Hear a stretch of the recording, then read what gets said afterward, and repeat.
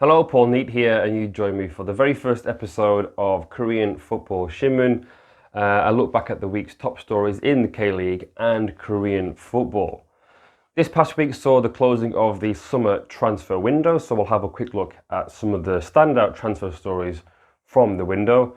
But first, before we do that, we'll have a look at what's been going on this past week in particular, because one man, not a K-League player, but someone who was supposed to play in Korea just last Friday, Cristiano Ronaldo. He has had his name in the headlines quite a lot this past week because the old lady was supposed to field him for at least 45 minutes in the Team K-League friendly at Seoul World Cup Stadium on Friday, July the 26th.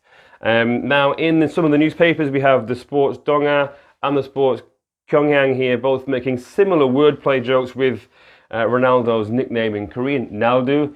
They've changed his name to Nalgangdu, which combines the Ronaldo and Nalgangdo, which means robbery, saying that robbery, as it is, has left us all speechless. And in Sports Donga, they're saying from our big brother to a robber, and they're also referencing the Messi chants that took place towards the end of that friendly last Friday. So some of the stories in the online media, Maurizio Sarri, the Juventus first team coach, he admitted that Ronaldo was supposed to play for 45 minutes, but after consulting with the player before the game, it was determined that it would be best that he didn't play because of muscle fatigue. Sportsal Korea said that Sarri, the manager of Juventus, displayed a lack of nunchi. This is the ability, of course, to read a room.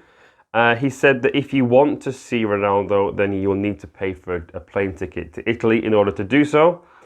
The Jungang Ilbos, that they reported that the Fasta, which is the company that put on the friendly, they are protesting strongly against the breach of contract with Juventus. In Hangok Ilbo, Robin Jang, the CEO of the Fasta, she said that it should be the K-League who pay any compensation because it was the K-League who reported to the fans that there is a 45-minute clause for Ronaldo to play. In the Hangok Ilbo, the K-League's response was that the main reason why we signed the deal with the Fasta is because of the conditions for Ronaldo's participation were specified and that the Fasta themselves also reported about this 45-minute clause for Cristiano Ronaldo. Robin Jang, who's becoming a sort of more of a household name overnight, she said that Juventus had admitted to her and accepted that it's their fault, but had no intentions of a dine and dash. But Juve have come up with some excuses. Sarri, the manager, has said that it took too long at Incheon Airport to get through security. However, at the Donga Ilbo, they double-checked with Incheon Airport immigration and said that it took them no longer than 26 minutes. That's for all 78 people in Juventus's party to pass through immigration. Sports Chosun chose to put a positive spin on the whole thing. They said that let's forget Ronaldo, Cezinha is our Ronaldo, and Adam Taggart is our Dybala. To the K-League transfer window, and Goal.com said that the keyword for this year's summer transfer window would have been loan. There's been a lot of loan deals between K-League clubs, partly because there's been a lack of funds to make these deals full and permanent transfers. But it's not just K-League clubs that are loaning between themselves. Some clubs have brought back some Korean internationals, such as Jeonbuk. They brought back Kwon Kyung-won. And Ulsan brought back Kim Sung-gyu, the goalkeeper. He returned from the J-League with Vissel Kobe. The one player who left the K-League was Kim Chin-wook, who joined up with his former manager Chae Kang-hee at Shanghai Shenhua in the Chinese Super League because of an offer that couldn't be refused. One deal that wasn't a loan between two K-League clubs was Kim Ho-nam and Nam Jun-jae in a swap deal. Kim Ho-nam moved from Jeju to Incheon and Nam Jun-jae from Incheon to Jeju. But it was reported with the Football List and other outlets that neither party knew much about the transfer until it was already agreed to go through. Elsewhere in K-League 1, Osen were debating whether last year's second top goal scorer in K-League 1, Uroš Jeric, who got 24 goals in 2018, could help turn around Gangnam's fortunes, who at the time had the league's worst defence. One club who didn't bring anybody in was FC Seoul. Other than Sangju, who obviously can't make any transfers because they are a military club, Seoul failed to bring in a single player. In Naver Sports, they were a play on the term Yongip, which means to recruit. But Yong could also mean zero, so obviously zero incomings there.